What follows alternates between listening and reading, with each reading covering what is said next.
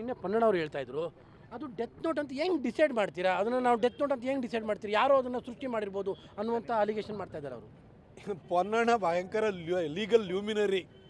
ಅದಕ್ಕೋಸ್ಕರ ನಮಗೆ ಕಾವೇರಿ ವಿಚಾರದಲ್ಲಿ CWRC ಇರ್ಬೋದು, CWMA ಇರ್ಬೋದು, ಅದರಲ್ಲಿ ಎಲ್ಲ ಸರಿನೂ ನಮಗೆ ಹಿನ್ನಡೆ ಆಗಿರೋದು. ಈ ಪೊನ್ನಣ್ಣ ಎಂಥ ಲೀಗಲ್ ಲ್ಯೂಮಿನರಿ ಅಂತಂದರೆ, ಆ ಸಿದ್ದರಾಮಯ್ಯನವರು 14 ಸೈಟನ್ನು ವಾಪಸ್ ಕೊಡೋದಲ್ಲೇ ಈ ವ್ಯಕ್ತಿ ಕೊಟ್ಟಂಥ ಕಾನೂನು ಸಲಹೆಯಿಂದ ಪಾಪ ಅವರು ಪಡಬಾರದ ಕಷ್ಟವನ್ನೆಲ್ಲ ಪಟ್ಟರು. ಪೊನ್ನಣ್ಣ, ನಿಮ್ಮ ಈ ಒಂದು ವಕೀಲಿಕೆ ಇದೆಯಲ್ಲ, ಅಲ್ಲಿ ಯಾವುದೋ ಕೇಸ್ ಫಿಕ್ಸ್ ಮಾಡೋದಕ್ಕೆ ಬಳಸಿ. ನೀವು ವಾಟ್ಸಪ್ ಗ್ರೂಪಲ್ಲಿ ಕೇವಲ ಅಡ್ಮಿನ್ ಆಗಿದ್ದಾನೆ ಅನ್ನೋ ಒಂದೇ ಕಾರಣಕ್ಕೆ ನೀವು ಅವನೇನು ಅದರಲ್ಲಿ ಪೋಸ್ಟ್ ಹಾಕಿರಲಿಲ್ಲ ನಿಮ್ಮ ವಿರುದ್ಧ, ಬರೀ ಅಡ್ಮಿನ್ ಆಗಿದ್ದ ಅನ್ನೋ ಒಂದೇ ಕಾರಣಕ್ಕೆ FIR ಮಾಡಿಸ್ತಿರಲ್ಲ. ಹೇಗೆ FIR ಮಾಡಿಸ್ತೀನಿ ನೀವು?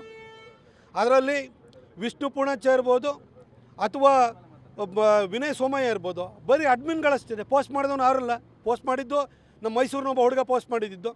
ಹೆಂಗೆ ನೀವು ಅವ್ರ ಮೇಲೆ FIR ಮಾಡಿರಿ?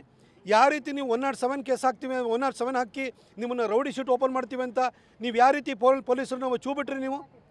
ಈಗ ನಿಮ್ಮ ಕಾನೂನು ಯಾವುದೂ ಅಡ್ಡ ಬರಲಿಲ್ವಾ? ಯಾವುದೇ ವ್ಯಕ್ತಿ, ನೀವು ಸುಪ್ರೀಂ ಕೋರ್ಟ್ ಜಡ್ಜ್ಮೆಂಟ್ಗಳನ್ನು ತೆಗೆದು ನೋಡಿ, ಒಬ್ಬ ವ್ಯಕ್ತಿ ಆತನ ಕಡೆ ಹೇಳಿಕೆ ಏನಿದೆಯಲ್ಲ ಅದನ್ನು ಡೈಯಿಂಗ್ ಡಿಕ್ಲರೇಷನ್ ಅಂತಲೇ ತೊಗೊಳ್ಬೇಕು.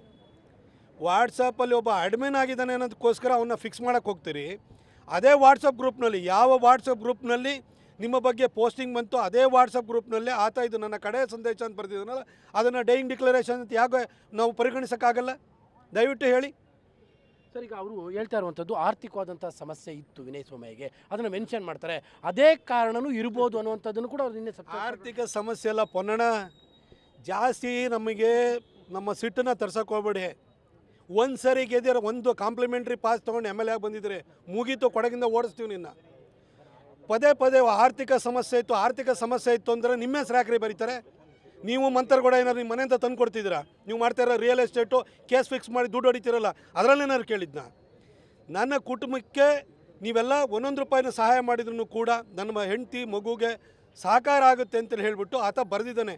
ಅಂದರೆ ಈ ರೀತಿ ಪರಿಸ್ಥಿತಿ ಯಾರೊಬ್ಬರಿಗೂ ಬರಬಾರ್ದು ಅಂತ ಹೇಳಿ ಆತ ಸ್ಪಷ್ಟವಾಗಿ ಅದರಲ್ಲಿ ಉಲ್ಲೇಖ ಮಾಡಿದ್ದಾನೆ. ಈ ಸ್ಥಾಯಿಯು ಕೂಡ ಸಾವಿನಲ್ಲೂ ಕೂಡ ಅನ್ಯಾಯ ಮಾಡೋಕ್ಕೆ ಹೋಗ್ತಿರಲ್ರಿ, ಏನು ನಾಚಿಕೆ ಆಗಲ್ವ ಪನ್ನಣ್ಣ ನಿಮಗೆ? ಸರ್, ಅವ್ರು ಅಲಿಗೇಷನ್ ಮಾಡ್ತಿರುವಂಥದ್ದು ನಿಮ್ಮ ಮೇಲೆ. ಅಂದರೆ BJP ಅವರು ಹಣ ಹದ್ದುಗಳ ಥರ ಬಂದು ನಿಂತ್ಕೊಂಡ್ಬಿಟ್ಟಿದ್ದಾರೆ. BJP ಮಾಡ್ತಾ ಇರುವಂಥದ್ದೇ ಸಾವಿನ ಪಾಲಿಟಿಕ್ಸಿಗೆ ಬಂದು ನಿಂತಿದ್ದಾರೆ. ಬಟ್ ಅದು ನಡೆಯೋಕ್ಕೆ ಬಿಡೋದಿಲ್ಲ ಕೊಡಗಿನ ಜನ ಅಂತ. ಪೊನ್ನಣ್ಣ, ಕಳೆದ 25 ವರ್ಷದಿಂದ ಪಂಚಾಯತಿಂದ ಪಾರ್ಲಿಮೆಂಟ್ವರೆಗೂ ಇದು BJP ಭದ್ರಕೋಟೆ. ಮಧ್ಯದಲ್ಲಿ ಎಲ್ಲೋ ಒಂದು ಸರಿ ನೀವು ಗೆದ್ಕೊಂಬಂದಿದ್ದೀರಿ ಅಷ್ಟೇ. ಇವೆಲ್ಲ ಬಿಟ್ಬಿಡಿ, ಈ ಚಿಲ್ಲರೆ ಕೆಲಸ ಬಿಡಿ. ಆ ಸಾವಲ್ಲಾದರೂ ಒಂದು ನ್ಯಾಯ ಕೊಡುವಂಥದ್ದಕ್ಕೆ ಪೊಲೀಸರಿಗೆ ಅವಕಾಶ ಮಾಡಿಕೊಡಿ. ಪೊಲೀಸ್ ಇಲಾಖೆಗೆ ಶಕ್ತಿನೂ ಇದೆ, ಕಾರ್ಯಕ್ಷಮತೆಯೂ ಇದೆ. ಆದರೆ ನಿಮ್ಮಂಥವ್ರು ಬಂದುಬಿಟ್ಟು ಒಂದು ಫೇಸ್ಬುಕ್ನಲ್ಲೋ ವಾಟ್ಸಪ್ ಗ್ರೂಪ್ನಲ್ಲೋ ಎಲ್ಲ ಒಂದು ಪೋಸ್ಟ್ ಹಾಕಿದ ಕೂಡಲೇ ಅವ್ರ ಮೇಲೆ ನೀವು ಪೊಲೀಸರಿಗೆ ಚಿತಾವಣೆ ಕೊಟ್ಟು ಅವ್ರ ಮೇಲೆ ಹೆರಾಸ್ ಮಾಡಿಸ್ತಿರಲ್ಲ, ಇದು ಸರಿನಾ? ಇದು